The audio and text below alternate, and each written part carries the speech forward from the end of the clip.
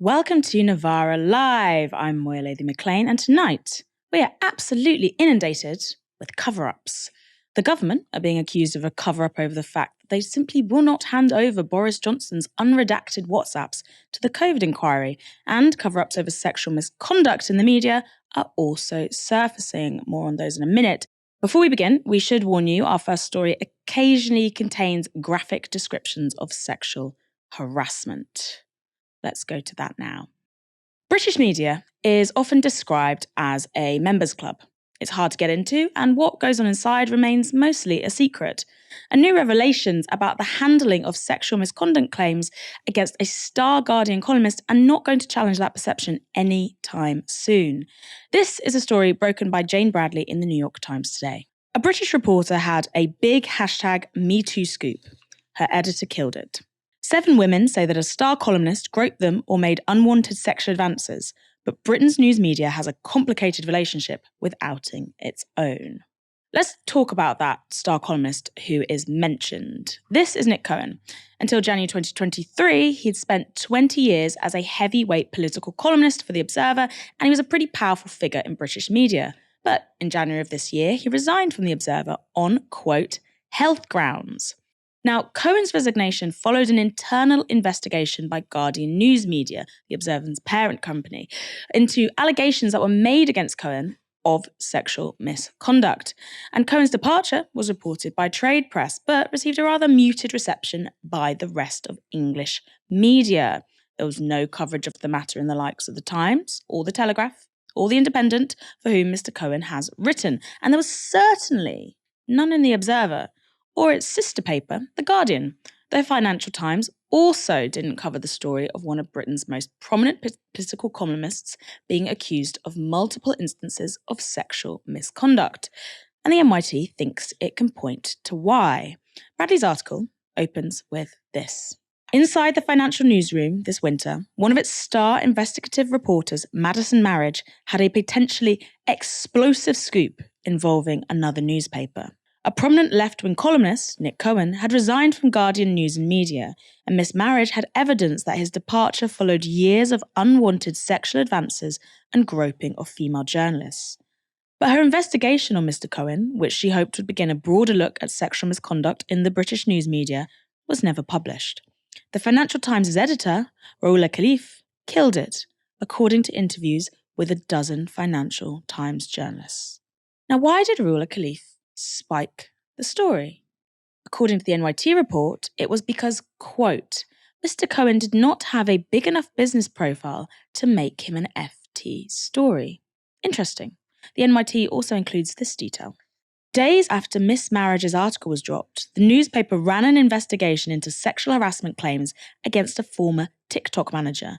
The next month, it ran 23 articles about sexual misconduct accusations inside Britain's business lobbying group. The FT covers sexual harassment stories within the likes of Westminster and the police, but when it comes to a media figure, that is just too far outside the realms of the paper's business brief, apparently. Now, the NYT story says that Khalif suggested the Nick Cohen story was run as an opinion piece instead, and it was filed as such, but then it was never published.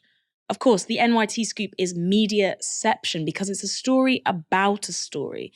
The FT's failure to cover the accusations against Cohen is only the tip of the iceberg, because the other aspect of the story that Madison Marriage was looking into was about allegations that Guardian top brass didn't take 2 decades worth of direct reports and rumours about Cohen's behaviour seriously.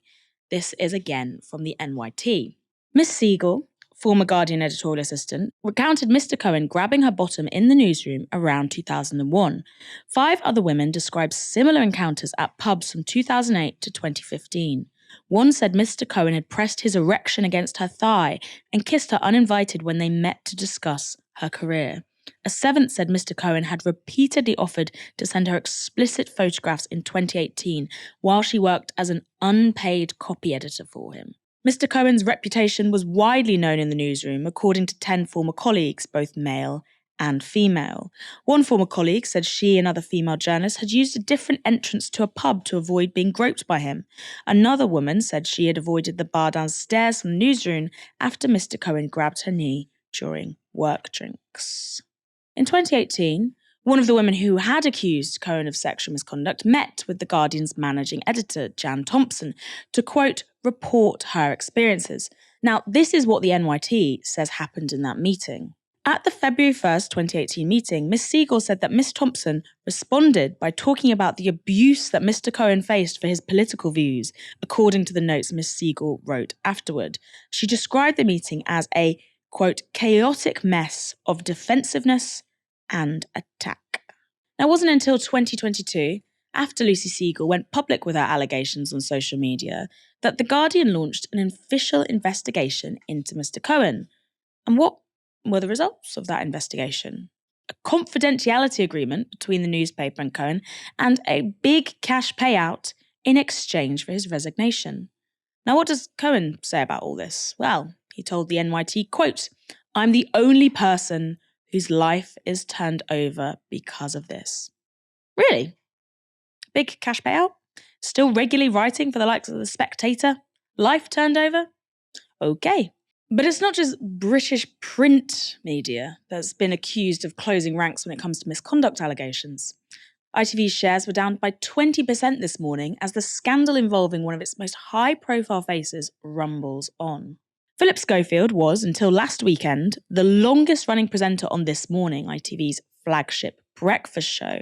But after weeks of tabloid rumours about backstage feuds, Schofield quit the show on the 20th of May. That was not the end of the matter, though, because just 6 days later, Philip Schofield released a statement admitting to a, quote, unwise but not illegal affair with a much younger male employee at This Morning. Schofield had first met the young man at a theatre school talk when he was 15, and he later helped him secure an interview with ITV where the man was hired as a TV production assistant for the show that Schofield worked on. Now, Schofield said there was no romantic relationship between the two until the young man was 18 and began working on This Morning. But as well as blowing up Schofield's career, the fallout for ITV hasn't even begun to settle, pressing questions about just how much bosses at the broadcaster knew about Schofield's relationship with the production assistant. These are yet to be answered. And on Monday, ITV released a statement saying they investigated rumours of the relationship but found no evidence of it beyond, quote, hearsay and rumour. But now, aggrieved former This Morning presenters accusing ITV of a, quote, total cover-up. Eamon Holmes worked alongside Schofield on This Morning from 2006 until 2021. He's now appeared on GB News for a sit-down interview with Dan Wootton, who, we should note, is not exactly a bastion of rigorous and fact-checked journalism. But here's what Holmes had to say. I was told that there was a thorough investigation after that, which involved the following. Philip, are you having a relationship with this guy? Nope. Hello, this guy, are you having a relationship with Philip? Nope. Investigation over. 2 questions. That's how we believe it was. But yet, there was an overriding more than suspicion that there was something going on, and to protect our brand and to protect our advertising and protect our Philip, let's just move this guy out of here. Let's promote him. And have Philip come out as gay so that if it ever does come out in the future, at least he wasn't cheating on his wife. It's a delusion. It's an illusion. The whole thing is... But isn't it a cover-up? Yes, it's a total cover-up. It's a total cover-up. Those in authority had to know. They had to know what was going on, and they thought they would dodge a bullet with this, which they do, and they do constantly. Because with Schofield talking about those who speak out against him, namely me, Amanda Holden, and you'll be included in the toxicity that goes on. Dr. Ange too. Dr. Ange, of course, as well. And you simply sit there and think, no, mate, you've had it all your way for too long. Now, there's more than a hint of bitterness powering Eamon Holmes and something much, much darker powering Dan Wootton, who regularly peddles far-right conspiracy theories and hate on his GB News show. But regardless, Holmes' testimony alleges that ITV bosses were aware of their top presenter's inappropriate relationship with a colleague who was at least 30 years his junior. Holmes told Dan Wootton that tax records may prove what ITV management did or didn't know. I didn't know, but I've subsequently found out from a very, very good source, because he would arrive much earlier in the morning than I would for the programme, that he was delivered from Philip's London home, usually on a Friday morning. because Thursday was playtime when he and Philip would hit the town. And then he obviously stayed overnight, and there are records to show that he was brought in the next day separately. In cars paid for by ITV? In cars paid for by ITV. So the management would have had to have known about that, wouldn't they? Unless Philip paid the bill separately, but it would still have to go through the accounts office that they would have seen that and known that. Now, Holmes himself claims he didn't know about Schofield's affair. All I'm here to do is to speak for people who hadn't got a voice, people who were gagged either legally or by actions that were taken within the production team. And I'm speaking up on behalf of them. Dan, my phone is overflowing with texts and messages of of people who are saying, well done, Eamon, well for speaking to people who worked on the programme. And I phone them back and I say, but it's not me that people want to hear from, because it looks like people try and make out, you're bitter, you were complicit, you knew this, you knew that, why didn't you do something? I didn't know anything. I heard some rumours. Where were you going to go to with these rumours? Who? You know, everyone was team Philip and Holly. Now, bitter as Eamon Holmes is, and as unreliable narrator as Dan Wootton is, these two stories, Philip Schofield and Nick Cohen, are potentially the start of a much wider conversation about sexual misconduct in British media, one that we haven't really seen take place on the same scale that it has in America. British media is a closed members club, and it does matter that the biggest morning breakfast show is presented by somebody who might be using his platform and the power that he wields to have a very inappropriate relationship and get jobs for somebody that he's involved with. It also matters that the star political columnist at one of the UK's biggest, supposedly left-wing broadsheets, has been accused multiple times of sexual misconduct, and that the investigation into that sexual misconduct is only launched after someone takes it publicly to social media, almost 20 years after the incident that being alleged actually happens. And we're going to come back to the story in future. We're going to leave this segment for now, but this story is one that will rumble on and is far from over. Let us know what you think at home about British media and the closing of ranks when it comes to misconduct within it. Now, we've got more stories for you coming up, and for the rest of the show, I will be joined by the wonderful Shon Faye. Shon. Hi, thank you for having me back. And yeah, I am excited to get into the rest of the stories with you. We'd have you back on every show. We'd have you presenting. I'd love you to present instead of me. Today was deadline day, the day that the government was due to hand over Boris Johnson's unredacted WhatsApp messages, diaries and notebooks, wonder what doodles are in there, to the COVID inquiry. But guess what? They haven't delivered. The WhatsApp messages included all those exchanged with around 40 government figures between January the 1st, 2020 and February 24 last year.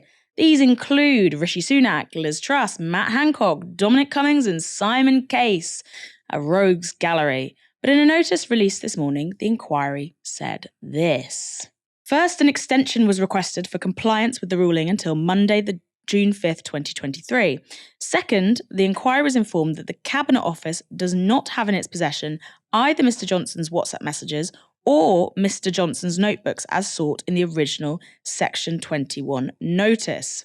The chair rejected the request for an extension of time to June 5th, 2023, but granted a short extension to 4 p.m. on Thursday, June 1st, 2023. Heather Hallett, who is chairing the inquiry, is not happy and has made additional demands on the Cabinet Office. And if the Cabinet Office continues to say that it doesn't have the documents by Thursday's deadline, they'll have to produce a sworn witness statement by a senior civil servant containing a list of all the steps they've taken to get hold of the documents. They'll also have to submit all of their correspondence with Johnson. And they'll have to say whether they've ever had the documents in their possession, and if they did, why they don't any longer. Hallett is clearly not here to play, and it's no wonder she's mad. The government has continually tried to block her, first by redacting other documents they've already handed over. They described the passages that were removed as unambiguously irrelevant. But Hallett didn't agree, rightly arguing that it's for her and not civil servants to decide what's relevant. And now this new battle with the possibility of a court case if the government doesn't comply by the new deadline. In a further twist to this already tangled tale, Boris Johnson has said he has no problem with the government handing over his materials. His spokesperson told The Times this: Mr. Johnson has no objection to disclosing material to the inquiry. He has done so and will continue to do so. The decision to challenge the inquiry's position on redactions is for the Cabinet Office. Sure. Prime Minister Rishi Sunak was also asked why Johnson's documents weren't being given to the inquiry. Well, I think it's really important that we learn the lessons of COVID, and that's why the inquiry was established. And we want to make sure that whatever lessons there are to be learned are learned, and we do that in a spirit of transparency and candour. The government has cooperated with the inquiry. Tens of thousands of documents have been handed over. And with regard to the specific question at the moment, the government's carefully considering its position, but it's confident in the approach that it's taken. Are you prepared to get into a legal battle with a public inquiry? Some senior legal figures think you'll lose that fight. Again, not going to comment on the speculation, but we are carefully considering next steps, and the government is confident in its position. Are you saying that it should be up to ministers to decide what documents are looked at by the inquiry, not the independent judge in charge of it? Again, government's handed over tens and tens of thousands of documents in a spirit of candour and transparency, because it is important that we learn the lessons of COVID. With regard to the particular question at the moment, we're carefully considering next steps, but the government is confident in its position. So you might not hand over that material that they're asking for then? Again, as I said, government is considering next steps carefully, but has been confident in its position, has handed over tens of thousands of documents Not all today. the documents that they've asked. Tens of thousands of documents today in a spirit of candour and transparency, because it's important that we learn the lessons from COVID, and again, carefully considering next steps. Do you think the government is carefully considering their next steps? I'm starting to think that Sunak has a little bit of a tell, actually, which is a direct correlation between how robotic he is and how dishonest he's being. Labour peer, Lord Faulkner, also wasn't impressed. He appeared on Sky News with this reaction to the government's position. The country is entitled to know what was going on with the Prime Minister whilst he was making these decisions, which had such an effect on all of our lives. It's a wrong do, though, when an inquiry that has been set up by a former Prime Minister to look into the global COVID pandemic as it relates to the UK is not given all of the information that it needs and then is threatening to sue. My goodness, what's going to happen? It is, I mean, you've put it quite mildly, if I may. It's a rum do that the government, who appointed Baroness Hallett, who is a very respected judge, but the government can't complain about it because they appointed her. She says, and she says she needs this to look into how it went during that period. And she says, and they say, no, I'm afraid you can't have it. And they say, well, we've given 55,000 documents already. People often say that when they're trying to cover something up. Look at all this material I've given you. And they avoid giving the key material, because the key material, I'm pretty sure, is what these ministers were saying to each other in making decisions on WhatsApp. I've got no problem with them making decisions by communicating on WhatsApp, because it was very urgent. But that's where the key material is, I suspect. Deputy Labour leader Angela Rayner has also chimed in, saying this about the government's sneakiness. The fact that the COVID inquiry has invoked legal powers to compel the handover of crucial documents in the face of legal battles and delaying tactics shows this is a government with much to hide. It now appears that vital evidence has gone missing. It must be found and handed over as requested if the whiff of a cover-up is to be avoided and bereaved families are to get the answers they deserve. It is for the COVID inquiry itself, rather than the Conservative ministers, to decide what is and is not relevant material for its investigation. And this interference only serves to undermine the inquiry's crucial job of getting to the truth. I'm going to end with this withering assessment of the situation published in a Times editorial. Although Mr. Johnson's reputation is beyond salvaging, an unredacted release of ministerial chat may yet send others to the scrapyard. A trawl of the thousands of messages flying between him and some 40 of his lieutenants, including the current Prime Minister, the former Prime Minister Liz Truss, and Simon Case, the Cabinet Secretary, over a period of 2 years, is unlikely to leave everyone unscathed. This will send a chill through anyone in power at the beginning of the pandemic who was otherwise engaged, as the country slid into the most serious public emergency since the war. Mr. Johnson's allies say he has no objection in principle to disclosure, but is awaiting new lawyers after sacking his government ones for alerting police to potential lockdown violations by him. Meanwhile, others may be happy to use him as a shield, hoping that what went on WhatsApp stays on WhatsApp. Love the little reference to the war the only war that ever matters in Britain. Shon, will we ever know the truth of what was happening in government during COVID, or will it remain on WhatsApp? I mean, as someone that used to be a lawyer and remembers disclosure exercises, I mean, strictly speaking, English courts and inquiries do have quite like wide-ranging powers, and you would hope that I don't really think it's possible for them to delete all evidence recorded on all relevant phones. But what is clear is there is a deliberate intention here to delay. I think there may be an intention, a hope that they can disappear evidence. I don't know. But certainly I think what is sort of egregious about this is the waste of time, money, the fact that if the inquiry has to use legal powers in order to kind of enforce disclosure, that then it's using lawyers and those legal costs are racking up, and who's footing that bill? So there's both the sort of egregious waste of time, resources, and money, but yet again by the Tories and government ministers, both present and former.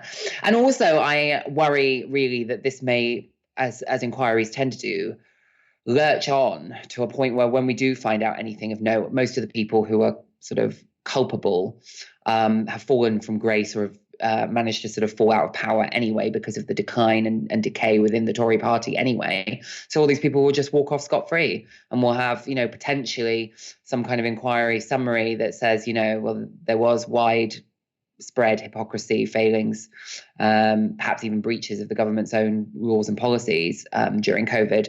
And we'll be like, well, thanks for letting us know. It's irrelevant now. These people are all just going back to their country mansions. Country mansions indeed. And we'll find out if Boris Johnson invited many people to his country mansion soon enough. Before we get started, I do need to point out that it contains some graphic descriptions of torture and violence. Throughout the 1980s, the British Army had a spy operating right in the heart of the IRA. Codenamed Steak Knife, he was an agent of the British state who got away literally with murder, having been linked to over 20 killings. His identity has always been a closely guarded secret, but one of the chief candidates was this man. Freddie Scappaticci, who died in April, has long been suspected of being the mysterious Steak Knife. As the IRA's chief spy catcher, he worked in their internal security unit, also known as the, quote, nutting squad. Why? Because after interrogating and torturing suspected police informers, they were shot in the head, or the nut, before their bodies were dumped. Now, Freddie Scappaticci always denied having any role in the killings, but it's now emerged that he admitted to murdering at least one man, a fact uncovered by the BBC while making a documentary about Scappaticci's activities. This man is Sandy Lynch. He was very much not murdered, but he was a police informer working within the IRA, and Freddie Scappaticci was in charge of his interrogation. How do we know this? Because unlike other informers, Lynch survived the interrogation after police raided the house where he was being held. Later, he gave a deposition before entering a protection program. That document has only recently come to light, and in this video, an actor is reading Lynch's words. I belonged to the Provisional Irish Republican Army. The unit was under control of the Belfast Brigade. Shon Maguire was second in command. I entered the house. Maguire was walking behind me. I went up the stairs, and someone was behind me. Someone who I believed was Scappaticci. We entered a room at the top of the stairs. Maguire and I were talking. The room was in darkness. I felt a hand on the back of my head, and I was pushed down onto a bed. And I heard a voice saying, IRA security. Lynch was stripped naked, blindfolded, and tied up. Here's some more of his words. I was searched from head to foot, and I felt something which I believed to be a metal detector going over my body. And I heard a voice. Scappaticci said this thing was going haywire. He said the cunt's wired to fuck. There were others in the room, and they threatened Lynch for over an hour, but then Scappaticci took over. He said, do you know who I am, Sandy? I said, yes. He said, you know me, but I don't give two fucks, because where you're going, you'll not be telling no one. When he was speaking to me, He stood with his elbows on my shoulders and his chin on my head. He was very aggressive. He said that if he has his way, I would get a jab in the arse and wake up in God's country. He said that I would wake up hung upside down in a cow shed, and that he would talk to me the way that he wanted to talk to me. That he would skin me alive, and that no one would hear me squealing. He mentioned my wife. He told me that she would be depressed when she had to come down and identify me, and that I would have no face, because he would make sure that I would have no face. He tapped me 2 or 3 times on the back of my head and said, "You'll get it right there." He said, like that bastard Fenton. He said his people could only identify him by his jewellery because he had been shot in the back of the head and he had no face. He said that he had done it. Joe Fenton was a suspected police informer who was shot dead after an interrogation in a West Belfast house. Until now, no one has ever been identified as his killer. But to add to that Sandy Lynch testimony, Brendan Hughes, the former commander of the Belfast Brigade of the IRA, said on record he thought Fenton had been killed by, quote, the person in the IRA who was handling him, aka his police informer colleague. And after the raid that saved Sandy Lynch's life, the police discovered Scappaticci's fingerprint on a bug detecting device. But by the time he was arrested, he'd already put together a false alibi and was released without charge.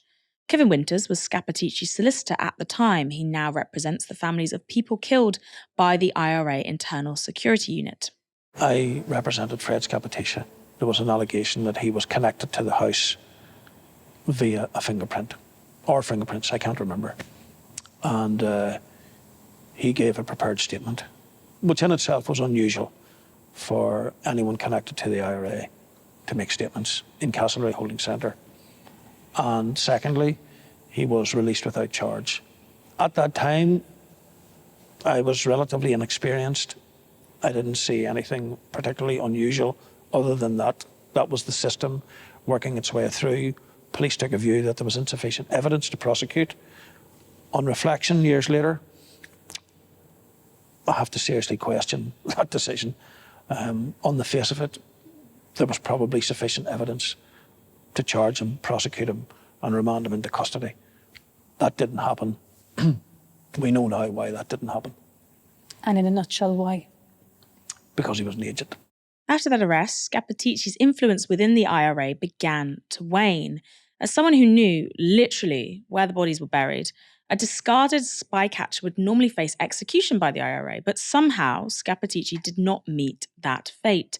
Instead, he was allowed to leave the IRA. Anthony McIntyre, a former IRA prisoner, has a theory about why he got this special treatment. The IRA leadership's reason for not killing not executing Freddie Scappaticci back in 1990,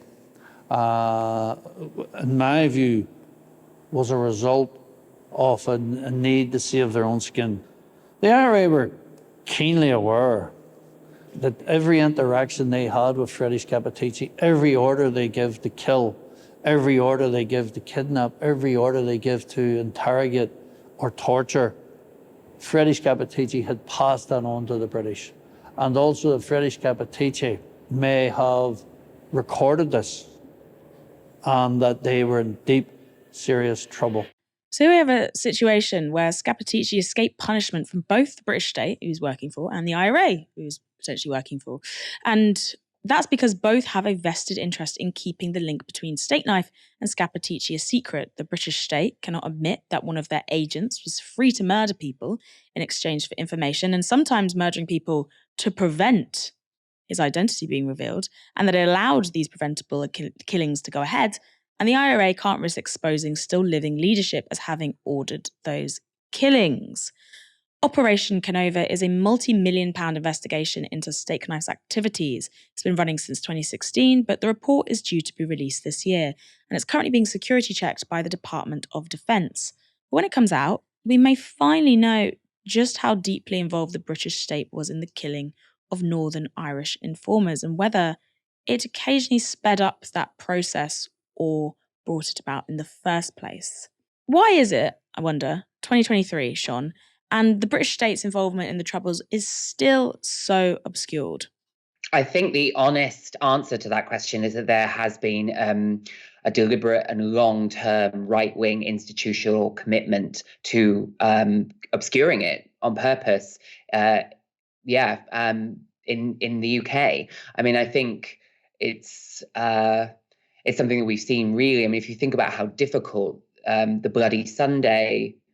the truth about Bloody Sunday was to be uncovered, and is still ongoing, right? Like the delays there have been. Not only were there 2 inquiries, and ultimately the Savile inquiry, which sort of unearthed the culpability of the British state in the Bloody Sunday massacre, but then the prosecutions and the prosecution of Soldier F, and about the amount of delays, the attempts.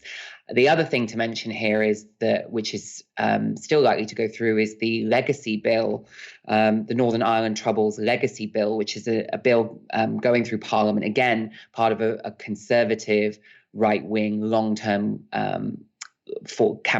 lobbying campaign, that will essentially cease all criminal and civil proceedings and inquiries relating to the Troubles, and instead have a review procedure by a new agency. It's been criticised by the United Nations. It's been criticised by Amnesty International. It's been criticised by political parties in Northern Ireland and by the government of the Republic of Ireland. Like, everyone, apart from the British government, hate it and claim that it violates potentially human rights. It violates the rule of law. It replaces due process with this kind of slimmed down procedure, and that one that can potentially grant amnesty to both paramilitary and British state actors who may, be involved in various crimes up to and including torture and murder. So there is a real commitment ongoing to, again, institutional cover-up and obfuscation of the history of the Troubles.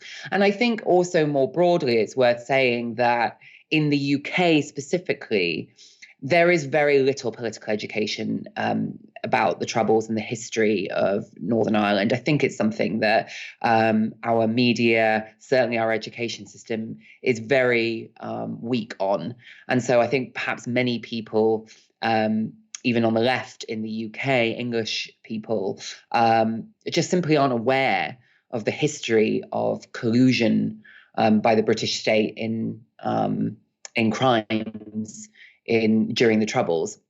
And I think the reason for all this, finally, what this all points towards, the reason for this deliberate, obfuscation of the British state's role is that the British state potentially here has acted in unlawful ways, in ways that potentially violate human rights, in very violent ways. And that doesn't suit the narrative that has even since the pre-peace process has been perpetuated, which is that there's a strict binary of the IRA were terrorists and violent, and the British state was a legitimate actor, when in fact it's clear that the British state has some serious questions to answer in the matter of human rights here, and that perhaps there's some revision to be done on that account of the Troubles that seeks only to re-emphasize the, inviolate nature of the British state and its behaviour, which of course, is the establishment in the UK is very invested in maintaining the legitimacy of the British state because it intends to continue to wield its power. So I think there is a widespread establishment intention of keeping as much under wraps about the history of the Troubles and the British state's role as possible. I've been thinking quite a lot recently about an encounter I had a few weeks ago where me and my friend were stood on the tube platform waiting to get a train, and we were talking about the Troubles and, talking about it for about 10 minutes, and this girl comes over, this Irish girl, and she says, I can't believe, I'm sorry, I just had to come over and talk to you because I've never heard 2 English people talking about the Troubles before. And she was so shocked that we'd actually knew something about what had happened. And she was like, where did you start learning about this? How did you hear about the Troubles? And we had to explain that no, it was not in school. And it was actually because, shamefully, we had made friends who made us personally interested in the history of Ireland and Northern Ireland and what the British state had done there. But it is such a obscured part of history, as you say, Shon.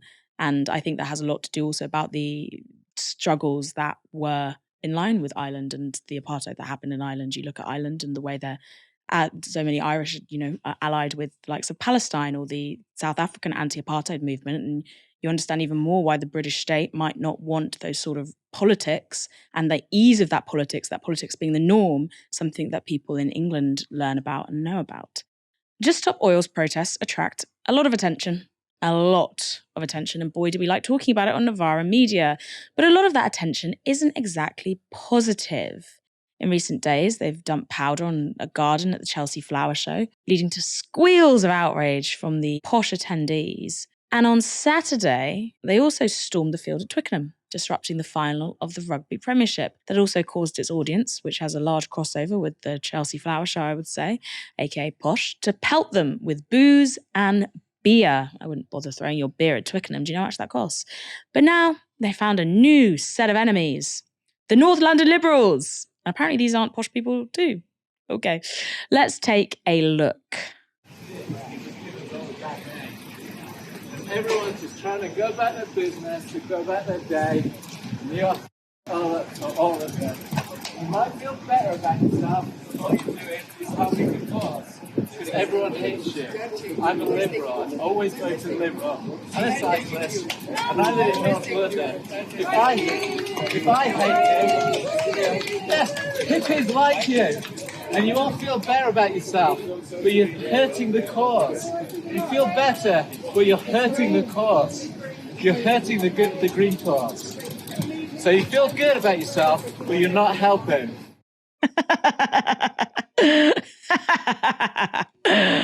Is he right? First of all, people in the comments, do you think this man is right? This man who's a Liberal, has always voted Labour and knows lots about the green cause in his very tight lycra. Shon, do you think he's right? Are Just Stop Oil not helping the cause?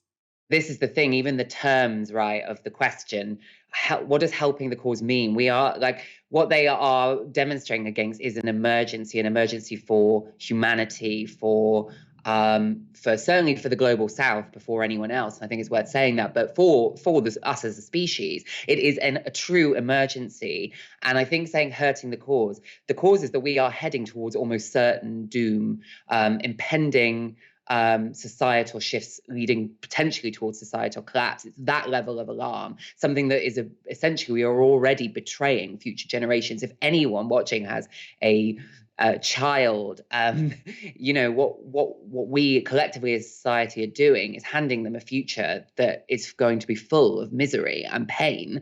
And I think there is, the way that Just Stop Oil are protesting, to me, seems entirely commensurate with the threat. And the reality is that there is not any movement throughout history, whether it's for civil rights, obviously, whether it's for ecological and climate rights, for racial justice, whatever. There is no movement throughout history that has really been that popular. Disruption, civil disobedience is intended, to piss people off, basically. And there's something wrong if you're not. So to me, the argument about whether or not people are hugely happy is not the point. The point is that the people who are doing this are heroes. We will look back and I honestly think that future generations will be like, why were more people not in Just Stop Oil? I think whether or not they're hurting or harming the cause is not a matter of winning people over. It's not something like, can you come along and vote this way in a referendum? It's a matter of, this is an emergency and we need people, a very small, powerful elite, to take notice, and we need to create disturbances that keep this in the news cycle and keep people having an appropriate sense of panic. So the thing I think about a lot is when people are trying to talk about Just Stop Oil, they list their own credentials, such as that man being like, I'm a Liberal. Where do you think that impulse comes from? Why does he think that people, doing a Just Stop Oil protest will give a single shit that he's a Liberal or not? Isn't that the same old, complaining about, anything to do with racial equality and saying I've got black friends, I'm a transphobe, but I'm not a transphobe, I'm a feminist. I think it's just the same old thing, isn't it? Is that before, it's uncomfortable. Most people who are never going to be like, I'm actually bigoted, or actually I'm espousing a reactionary opinion here, is that there has to be a sort of belief really that in fact what you're doing is establishing yourself as to be in a position to adjudicate on what the excesses of protest are. And so I just think it's that. I just think it's a sort of psychological soothing mechanism for the person saying it, to be honest. And it's almost a cliche, isn't it? Something else I think about when it comes to climate activism in particular is there's a large amount of guilt involved from those onlooking. There's a fear and guilt that means that we often don't want to address what's happening to the climate head on. We do literally want to keep our head in the sands. And I think when, you've got a cyclist who sees Just Stop Oil protests, then all of that guilt and fear instead is expressed onto them. I've been thinking a lot about the way that we treat climate protesters, or just protesters in general, like the shooting the messenger, the absolute aggression that you see now leveled against protesters. We had that video of someone beating up a Just Stop Oil protester the other day. Someone I know, though, who was involved in a deportation protest, people came up and kicked them. It does seem like there is heightened aggression around at the moment, but then if you look through history, I suppose that's not really a huge departure, but it's maybe the fact that we capture it all on camera now in video in real time means that we can kind of put all these incidents together. I'm going to say thank you now, Shon. This is a short show today, short and sweet. Thank you very much for your contributions this evening. No, thank you for having me. It was certainly nice and varied, but with this overarching theme of cover-ups and people lying and hiding things. So I'm glad to get into it with you, Moya. We did talk about a lot of cover-ups. Hopefully tomorrow we'll be talking about some more revelations. Thank you everyone for tuning in. We will see you again tomorrow at 6 p.m. You have been watching Novara Media. Remember to redact your WhatsApps. Good night.